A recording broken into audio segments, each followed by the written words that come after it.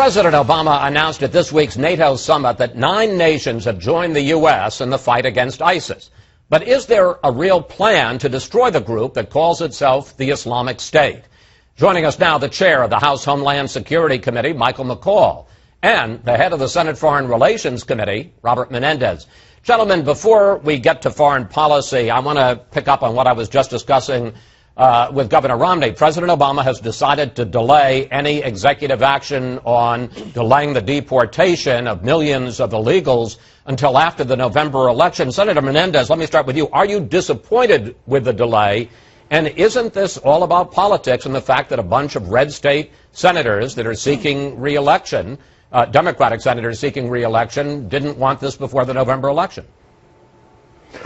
Well, Chris, the red state senators already voted, I think most of them voted in favor of comprehensive bipartisan immigration reform. So they're on the record on that. I don't think it's about that. They're not on the record on executive action, sir. Well, that's what the focus is more about the question of executive action. Yeah, and I'm deeply disappointed that the president hasn't acted where House Republicans have failed to act. This was sent over to them over a year ago with a strong bipartisan vote in the Senate.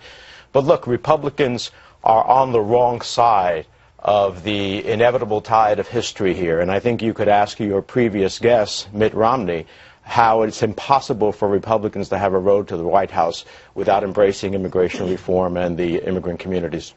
Chairman McCaul, some of your fellow Republicans are saying, look, the president still wants to go around the law. He's just going to wait until after November when voters can no longer hold him accountable. Well, I think it's totally politically calculated. He's made this determination that if he gets out in front on this issue, it will hurt 7 to 8 Senate races, and he could potentially lose the Senate. I think Harry Reid has sent that message clearly to the president, which is why I think you've seen him back off of this position. So I think it's nothing more than raw politics, and the idea of amnesty by executive action, I think to House Republicans does not sit well. Let's turn, gentlemen, to ISIS and the threat of ISIS to the U.S. homeland.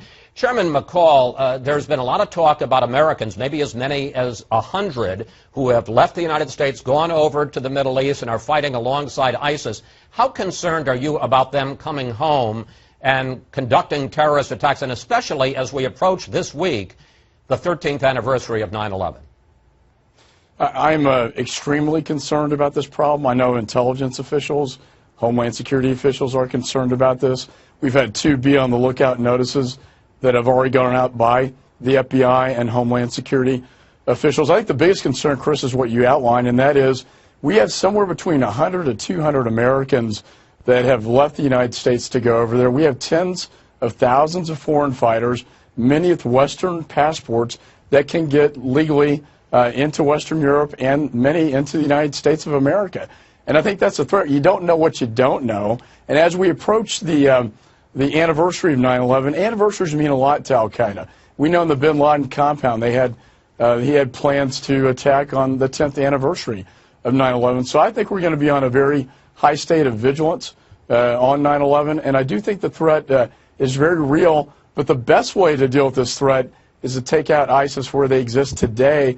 And that's not just Iraq, that's also in Syria. I'm going to get to that in a moment, if I may, but let's bring in Senator Menendez on the threat to the homeland. The Brits increased the security level to severe because of all the foreign fighters, including many with hundreds with British passports, and the threat that they might come home.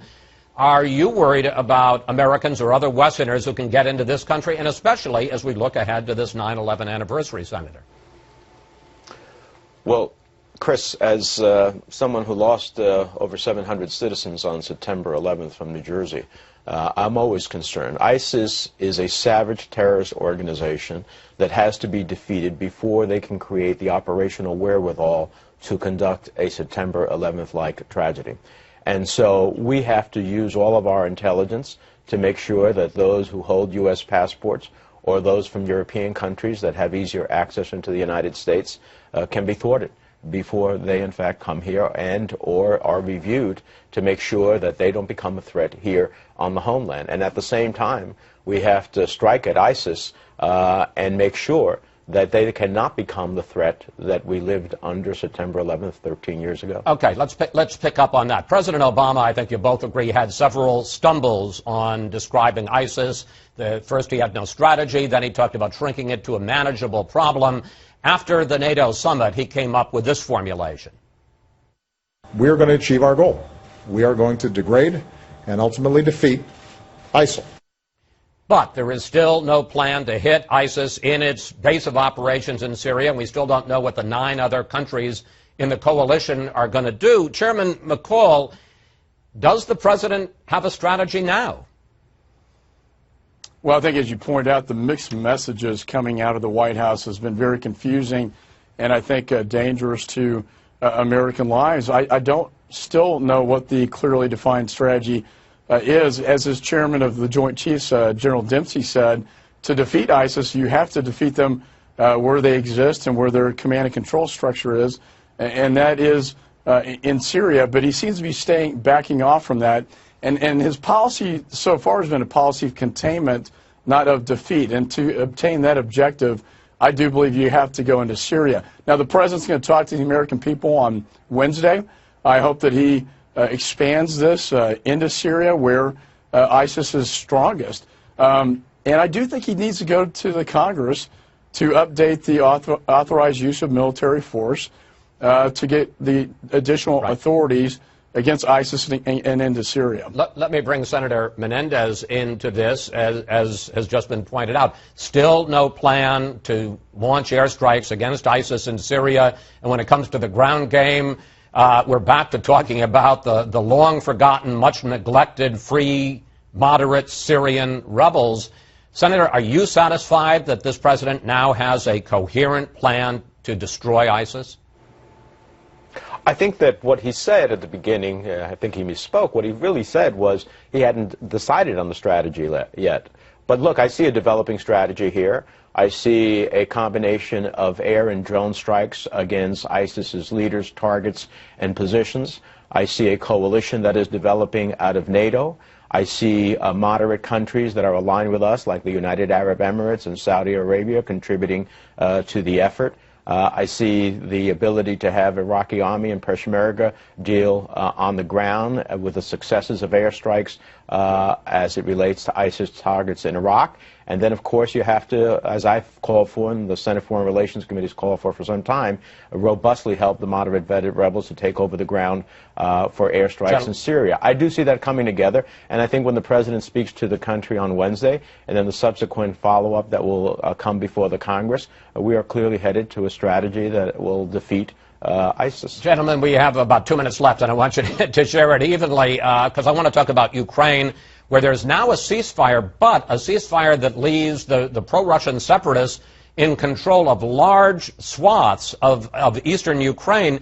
President Obama said he's skeptical about the ceasefire, but he also seemed to, in a sense, see it as a victory for NATO. Take a look at this. The only reason that we're seeing this ceasefire at this moment is because of both the sanctions that have already been applied and the threat of further sanctions. Chairman McCaul, who's won here, the U.S. and NATO or Putin and Russia? Well, I think long-term Putin is winning.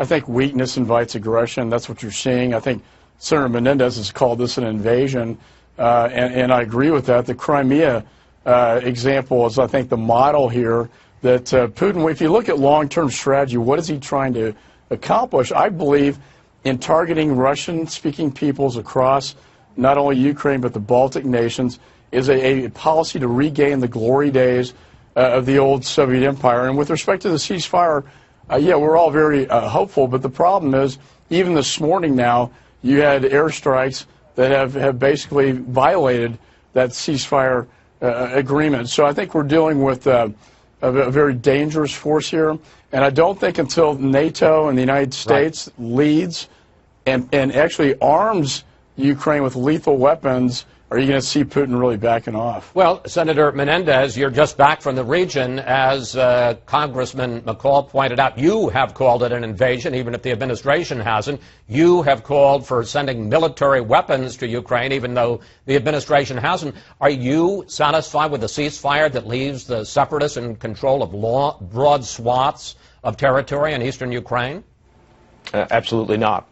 Look, until Russia returns its thousands of forces and tanks and military equipment back over the border into Russia, and there is a border that is secured, hopefully with international observers, and Ukraine's territorial sovereignty is retained, there is not a solution. This is a temporary pause. And we have to take Putin's calculations and show him he's wrong, which means that sanctions being considered beyond what we've done by both the EU and the United States should take place, should move forward, and secondly, that we should give the Ukrainians the ability to fight for themselves. That will change Putin's calculations. Senator Menendez, Congressman McCaul, we want to thank you both so much. Thanks for talking with us today, gentlemen. Thanks, Good to be Chris. with you.